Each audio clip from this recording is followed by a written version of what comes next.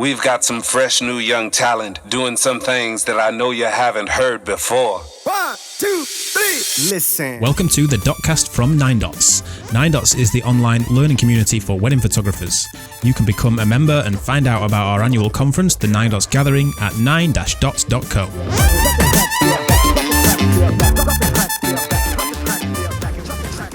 Hello, everybody, and welcome back to the NineDots DotCast. This is me, Adam Johnson, and joined again just by the one and only Andy Gaines. Hey, world, how are we doing? I mean, the world can't answer, but I'll answer for the world. I think the world's in a transient state. But I don't think that's what you meant exactly. I'll take your word for it. I'm sure the world is doing okay. Yeah, yeah, fine, brilliant, and yeah. So this podcast, I've decided that I spend a bit of time in the NineDots Facebook group, which all NineDots members have access to. And this week got me thinking, as all good topics begin, from what I've seen in the NineDots Facebook group. And one of the posts in there has got me kind of thinking, or got us talking about success. And so kind of how we, as photographers and business owners, how we define success and what success can mean to us, but also how we let that success define us and what we do about the success or lack of it, when we have it, which I know a few people have been thinking about recently. And it's interesting, the previous couple of podcasts, we've been talking a little bit about, it's the start of a new year, and it's a time to kind of reflect and make resolutions and see how we're doing and all that kind of thing. But the other thing I find that as wedding photographers, certainly in this part of the world, this time of the year is equally, it's a time when we get a lot of bookings in and we get a lot of work coming in. Like there's a lot of inquiries at this time of year, and also the lack of actual shooting that happens because there's not many weddings happening gives you that kind of space to contemplate those inquiries and those bookings and or the lack of, so it certainly feels like that's a kind of a bit of a topic at the minute, I don't know about you. Like obviously, how are you doing for bookings and things at the minute, AJ? Oh, well, that was an intense stream of consciousness, which I really enjoyed. But I mean, I'm reading between the lines that you want to talk about success. Yeah, pretty much. Yeah. No, I mean, I'm all right. I mean, I'm all right for bookings. I mean, life is not as easy as it once was to book weddings, I feel. Mm-hmm. And I'm all right. I'm okay for this year. I've got almost the number I want for this year, and I'm starting to book a few for next year. So I'm not overly worried, but I definitely agree with one thing you said, which is, we're not as busy as wedding photographers this year at this time of year. So you've got too much time to think and to think things are going wrong. But I think I've always been quite good at keeping stats about like how many inquiries come in, how many people book, and that kind of thing. And January is always like a low converting month. I get a good number of inquiries, but I get very, very few bookings in January. But I've seen a lot of people booking a lot of weddings this month. So I know people talk about the peaks and troughs of the wedding photography, like I don't know, seasons and all that kind of stuff. But I don't think it's the same for everyone. Mm-hmm. So I don't know. It's really hard to say, all right, stick it out. It's January. The bookings will come in March or whatever whatever it might be, because I'm seeing plenty of people booking plenty of weddings right now when I haven't booked a wedding yet in January, and there's 2 days left. I've got a few people who seem really keen and maybe are about to book, but I haven't booked a single wedding this month. So, I could easily go, well, this is a failure of a month or whatever it is. Mm. But I kind of keep the faith that, at least for my business and I guess where my inquiries and bookings come from, I never do that well in January. Yeah. I mean, do you like, I mean, is that how you define being successful as a business? Like how many bookings you can get, or I guess that it's not how many you can get, but obviously there's like a bottom line issue, right? So you need to know the numbers. So you need to know what everyone's business is different, but at the end of the day, it's like, I need to make X amount of money as a business owner to be successful, So yeah. And then, I mean, how is that for you? Like, is that what it comes down to from a business point of view? Yeah, maybe. I mean, there's obviously things like short-term success is very different to long-term success. So that's it's very easy to feel unsuccessful. Short, if you go a month without getting a booking, for instance, it's easy to start to feel unsuccessful. Like you're not a very good business person because the business that you run didn't generate any income that month, or right, yeah. Whatever it is. Whereas I think I'm definitely more focused on what feels like long-term success. And I was thinking about this, the other day. So obviously when that whole thread started and it became about, well, it didn't become about, but I definitely took it down the road of, success is a personal concept to every single person. So one person can't look at another person's business and go, well, my business isn't on paper doing the same numbers as that business, so therefore I'm not successful and they are. I don't think you can do that. But I was thinking the most successful I've maybe ever felt was the day that I left my job to go full time in wedding photography. Right. When actually you were the least successful you've ever been. Yes, mate. I had one future booking in my business, but there you go. Yeah. So that you felt like a winner. I never felt more successful than that day. Yeah. Right. And also I was talking to a good friend of mine yesterday, Steve Walker, about the whole success thing, and I think success on a kind of a wider in a kind of wider sense is more like a feeling. Like you just know when you feel like you're successful. But going back to what you said about, on a very like basic business level, then if the money is not coming in, or if the inquiries aren't at least coming in, then I feel like things are going wrong. But I get, I mean, I guess the interesting thing is, I mean, similar to you really, when I started, and I was fortunate that my photography business, when I first decided I wanted to become a wedding photographer, my business didn't need to generate income, right? Because we had other income sources as a family. So it started, like most people did, as like a passion project, that it was something that I was maybe going to succeed at and try and build this business. Then my honest, genuine, only definition I had for success was to make pictures that would impress other wedding photographers. I wanted to make art that made other people that would make my peers be like, this guy's the real deal. Like, this guy is badass. And that was, and I remember having a conversation with a friend of mine who's a photographer and genuinely saying like, I'm not even bothered about making any money. I'm not bothered about having loads of weddings or whatever. All I want to do is make everyone else know that this guy is the real deal. And lame. But, exactly. But that was what. But I guess it's weird because that was almost the only guiding light that I had when I first started, when I was learning how to do things. And then I remember a few kind of things, a few key moments that happened where I felt like I was getting that recognition in the first 2 or 3 years as I started to learn my craft and learn what I was doing. But quickly, as you'll know, quickly that changed. My priorities shifted, and I realized that that's no way. You can't run a business like that. You can't even be a good wedding photographer with that.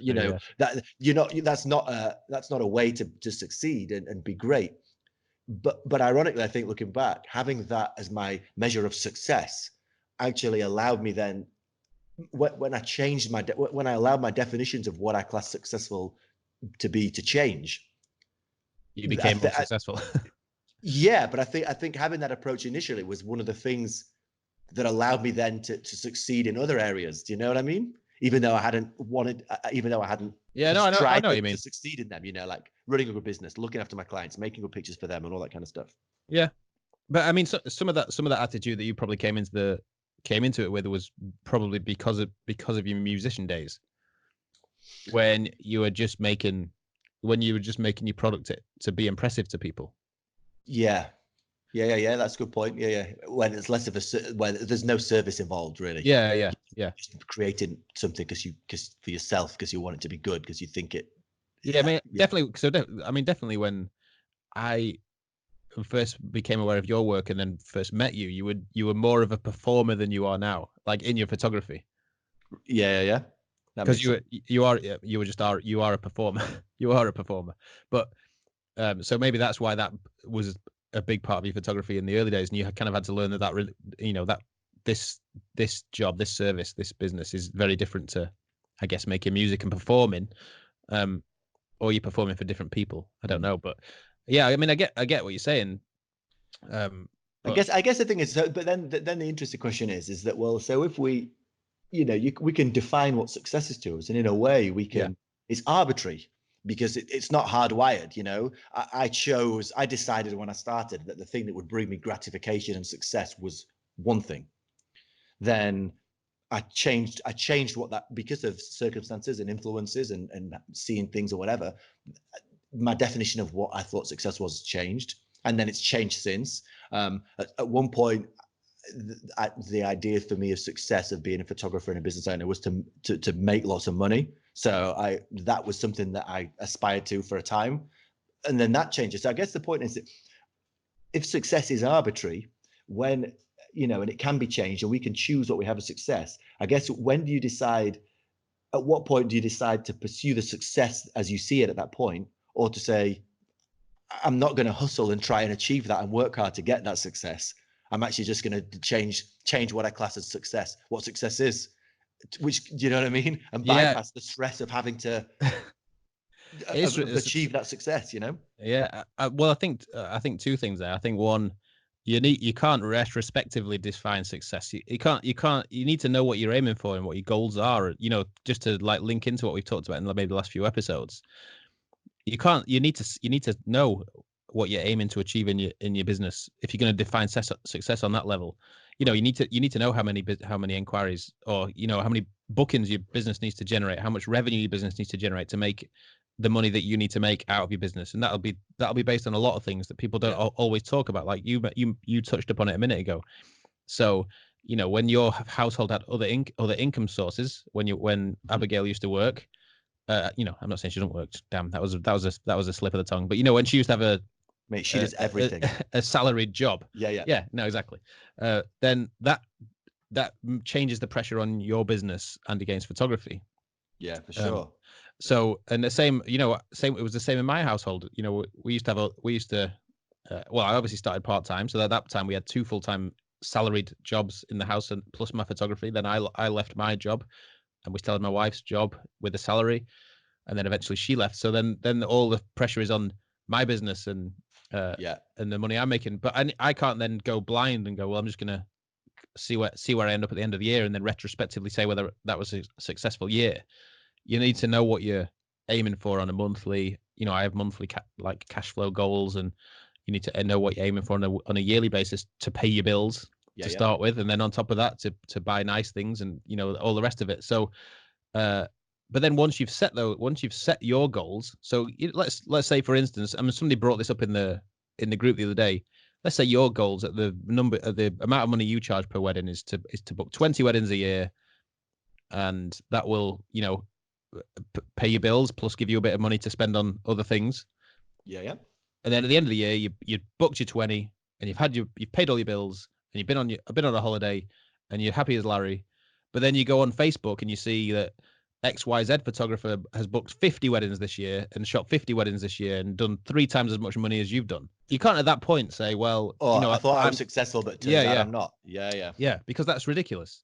So, and equally, there might be a person who's only booked 10 weddings, but they're just as happy as you. But because what you don't see is that they've got a partner who's got a really well-paying job as well. So their household has made the income it needs to make. It's all. And you only need to shoot 5 weddings, and you can choose which those 5 are, because you only need to generate, 200 pounds worth of income or whatever through photography. Precisely. So this is why, one of the reasons we thought it'd be useful to talk about this today is because it's almost like a success is almost like a fingerprint. I'm gonna go there, but wow. Everybody's fingerprint of success is totally different because it's based on so many factors. It's based on so many of these factors that I'm not even aware of everything. It'd be ridiculous if I was, but I'm not aware of how much money you need to make to pay your bills and to have the kind of lifestyle you want to have on a daily basis or whatever. I'm not, and equally you're not aware of mine. So I can't look at you and go, well, you're more successful than me, and you can't, and vice versa. So this is why the whole success thing, you need the very basis of it. You need to know what you're aiming for, because only then can you analyze. Can you like, that's your benchmark. Then you can say, well, I achieved that, or I didn't achieve that. Yeah. Equally, as you go along, you'll know whether you're on track for it, so you can adjust things, or you'll know whether you're going to exceed it, and in which case you should ideally move it. So because you should always be aiming for something that's kind of just maybe just beyond achievable, because then you'll push yourself. And I guess the question then is like, you have to, you define those success by what motivates you, I suppose, And, yeah, exactly. And that's going to change all the time, isn't it? Definitely. Right. Like for, now, having been shooting weddings for a long time, I'm very motivated by having less, shooting less weddings, like I'm motivated by the things that motivate me now aren't the things that motivated me a few years ago. So my definition of success is radically different to what it once was, Yeah, same. I mean, I made a conscious decision last year to try and make a lot more time for myself, and just to, because especially because I was suddenly became aware that my kids are getting a lot older, and you said it the other day, like quite a profound statement, that you only get 18 summers with your children. Yeah. And I've had 11 with one of mine already, so that's ridiculous. But also, summer doesn't last that long in our country, and if you're spending the entirety of that in an office in front of a computer screen, staring at photos and editing and trying to work and doing all your work in that period, then you miss that short blast of summer that we get in England. Yeah, so I made a conscious effort last year to make sure that I was I gave myself time, especially through the summer, to do things that I liked, and to have more time that I was available to be part of the family during the summer holidays, to make sure that we had a summer holiday during the summer holidays. All these things that I started to make as goals that are not necessarily business goals, but they are at the same time, because I had to work my business into a certain way that it was able to support those goals. Right, that meant you could not shoot weddings all summer long. Yeah, exactly. Whereas the Andy Gaines from a few years ago, and the Adam Johnson was, shooting 50 weddings a year. Yeah, like you can't shoot 50 weddings a year and take off June, July, and August. In England, that's pretty difficult. So. But also, like you're saying about, it sounds comedy when you say it. We're wedding photographers, and we love our job. And we love being wedding photographers, but at the same time, our goals are to shoot less weddings. But it's not because we don't like weddings. It's because we know that for me personally, I'd never shot 50, but I think I was up in the mid 40s when I was shooting my most weddings. Yeah. By like early August, late August, I hated the job. Like, I did not enjoy the thought of. When I was at a wedding, I still loved it. But the relentlessness wore me down to the point where I was like, another wedding another 3 weddings this weekend, 2 weddings this weekend, 3 this week, whatever. So I was like, well, I don't want to feel that way about this job or my life. So I have to change that. I don't want to be shooting that many weddings a year. I don't want to be shooting more than one a weekend. So I have made decisions to change my business and restructure my business in a way that I would enjoy it more. And really, for me, it links back into like success is a feeling. Like, so and then I was feeling better about the job, and I had more time to do the things that I like to do, and my state of mind felt better, so I did feel more successful because of that. So almost like reducing the general numbers of my business, and I make less money than I used to make, a lot less money than I used to make. I deregistered from VAT a year and a bit ago, just to just to force myself to make less money and to work less. So I make a lot less money than I used to make, like significantly less, but I'm way happier and I feel more successful. So it's funny. It's a funny one, but then there's another end of the scale, isn't there? So there are, the thing that came out of that thread in Facebook is that there are a lot of people. Well, I don't know whether it's a lot, talking about the vocal minority as always with Facebook groups, but there are people who are, booking a lot of weddings, very, very on paper successful businesses, making good money, and there's another end of the scale of people who aren't doing that. So there's people who aren't generating the inquiries even to get the bookings in, and then haven't got a good number of bookings. So whether they did or didn't make goals or set targets for themselves, they're not hitting them.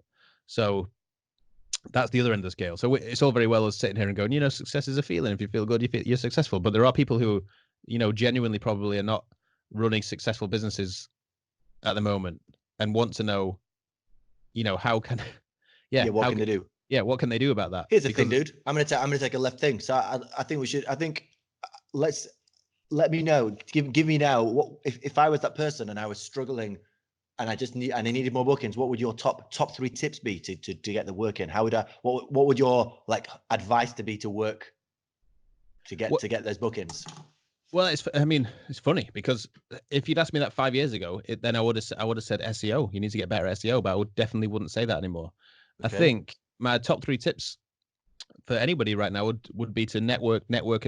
I just think that's mate. That's just one. No, it isn't. Just repeat it 3 times. I said it 3 times. Okay. All right, I'll say this as the first one. But, okay. And I brought this up on that thread in the Facebook group the other day, but it's just a thing.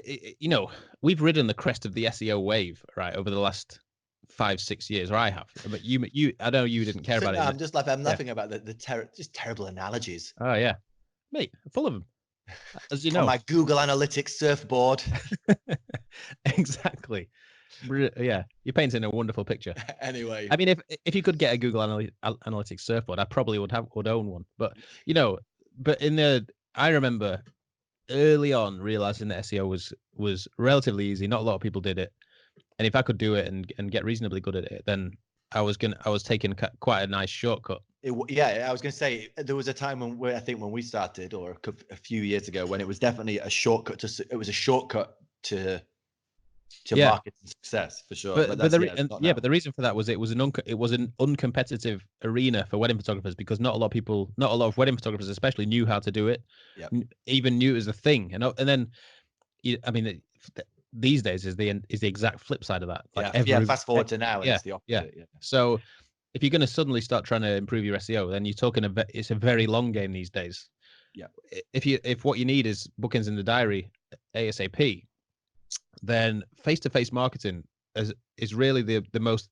That's the uncompetitive area now of wedding photography, because everybody's trying to do SEO, everybody's trying to do online, social, Instagram, Facebook, all that kind of stuff. Nobody's just getting out there and well, people are, and to me, when I see those people on Instagram, they look like they're nailing it because of that. And there's a guy that I know in my area who has built his entire business on that in the last 10 years, making strong personal in-person connections with venues or other suppliers or whoever it might be. Yeah. And he is and has always, I don't know him that well, but from what I see, as a really thriving business because of it. I think it's I completely agree with you. So that's advice number one is to go out there and whatever, on a very, very simple level, get together all the weddings you did last year and all the vendor details for every single wedding and send them all pictures. And go and make contacts with them. Just start relationships with them. I agree. What it comes down to, just to build on that, it's all about it's like occupying that little bit of white space that no one else is in. And it's 6, 7, 8 years ago that was maybe SEO. That was maybe playing Google to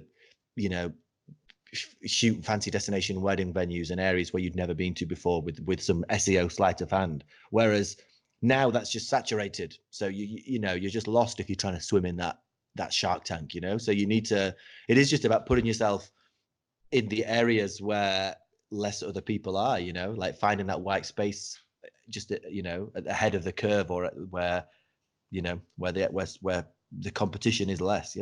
Yeah, you diss my analogies, but I think the SEO shark tank is a strong one.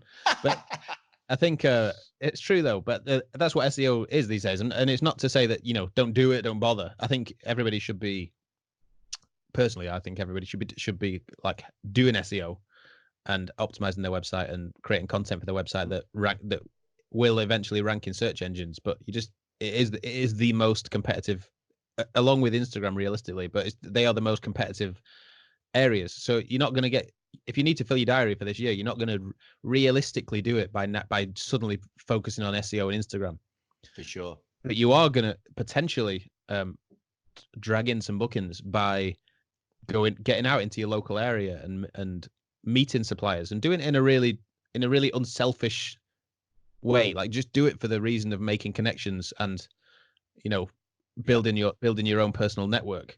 And I was saying something the other day, you know, it might just, all it might take is, you know, you might send that florist from that wedding last year pictures from the wedding that they did the flowers for. And it's kind of a story that we all hear, is that, you know, florists are always badgering photographers for pictures and never getting them. So suddenly they'll love you because you proactively sent them some pictures.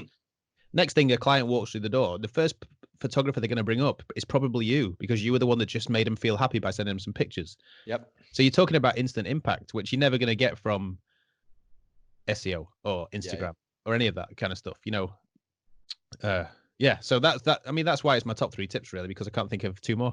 Yeah, for sure. I mean, you know, I think it's just to build on that. I think just being yourself and putting yourself out there on a personal level to all these people that you meet when you're working, you know, as opposed to being this anonymous voice to them on Google and social media. I think that's it's absolutely key. I mean, just looking now at the recent bookings that I've had and the inquiries that I've had, you know, so the last wedding, literally the last 3 or 4 bookings that I've taken this year, one of them from a florist that I met at a wedding, literally exactly that. Her sister was getting married.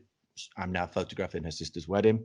Amazing. There's one before that, a guy who's been a guest at 2 previous weddings. So that was an in-person connection that you made, because he was best man at 2, you know, of a group of people whose weddings I've shot. So now doing him.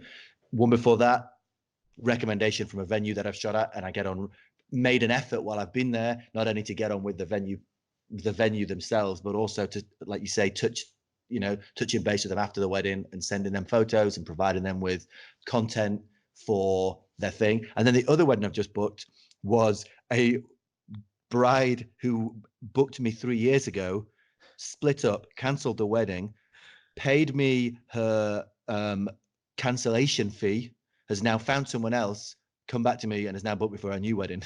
So Amazing. Just having those. Anyone that says you don't get repeat business is just wrong in the Andy Gaines world. That's it. Yeah. But what I'm really hoping now is that her is the husband from the first one also comes back to me. So just for the perfect circle.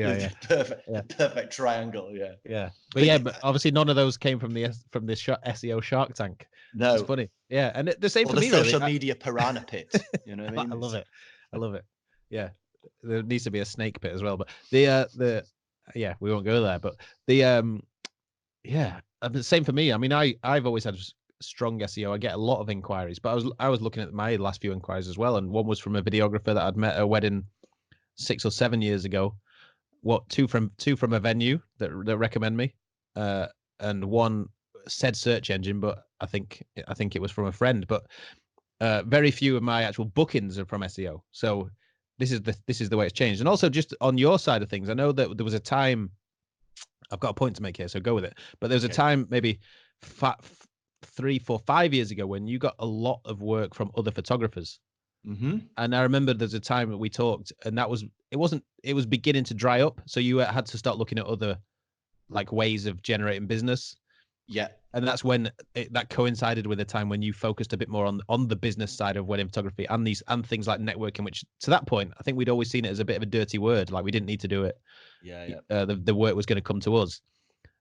So I guess that's being aware of when the market's changing, when your business is changing, and making sure that your eggs aren't all in one basket. Because I'm not saying all your eggs were in that basket at that time, but you did really well from referrals from other photographers. And I think just to again link back to the point I made a minute ago, we've got a referral group in NineDots, right, where people share inquiries. Then members can. Yeah, exactly. And some of them will have 10, 20, 30, 40 people putting their name down. Now, realistically, if you've met somebody in real life, the chances of them putting you forward out of that list of 40 are higher. Exactly. So you know, I was a minute ago. So the first networking I was talking about of the 3 networkings was network with your local wedding businesses. The second one is to make solid connections with other photographers in your local area, because the strength of referrals then will just increase exponentially, because you've met each other and you know each other, and you know each other's stories and struggles and you know all the rest of it. if you're just a faceless name in a list of 40, for the best will in the world, nobody puts forward everybody that puts their name down on a referral. Yeah. Plus, it would be a terrible idea to send about 40 names. But yeah, no, you're exactly right. So just networking again. Just and I mean, just to kind of, I guess, wrap this up now, because we kind of come to the end. But you said it before. Networking sounds bad. Like, I would say it's just being friendly and kind, and a good human. And actively remembering to do that, which I think networking makes it sound like, oh, I'm going to have to tactically network with some photographers now and take them out for coffee. Just be a nice human. And it does, and even for the people who aren't as sociable as other people, it's just a case of remembering in this day and age that all it takes is for you to just be nice and personable. Yeah. To remember to actively do that rather than think that think that's happening just because you sat at home on your computer dipping in and out of social media all the time. Yeah. It's easier to do.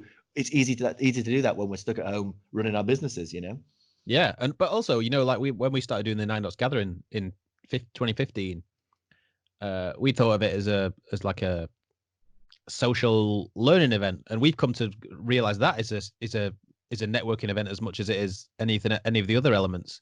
The connections that are made at things like the 9Dots gathering can't be underestimated. Yeah, for sure. And again, but it just feels like you're making mates. Yeah, but and that's actually, the way it should feel. Exactly. But what it is really useful networking from a business perspective. But at the same time, it turns out it's just hanging out with your mates, which everyone likes doing that. Let's do more of that. Yeah, but so obviously we started off by talking about like what is success and all the rest of it. So we should wrap up by, I don't know, talking about that again, maybe. So if you go and network with people, you're going to feel more successful today. But I think you are, like I always feel good after I've, spent time with people, even though I don't spend time with people a lot often because I'm quite reclusive. Yeah. And you fly in the face of everything we've just said. Yeah. But it's an area of my business that I want to improve, so I'm almost giving advice to myself. Nice. Let's go for a coffee sometime, dude. Yeah. All right. Amen. Yeah. Oh, amen again. It's the theme of the end of the 9Dots podcast. Is it Andy Gaines, amen. Hallelujah. We'll see you next time. 1, 2, 3. Listen. You can listen to previous episodes of the DotCast anywhere people normally listen to podcasts, and you can find out more about 9Dots membership and the 9Dots gathering at 9-dots.co.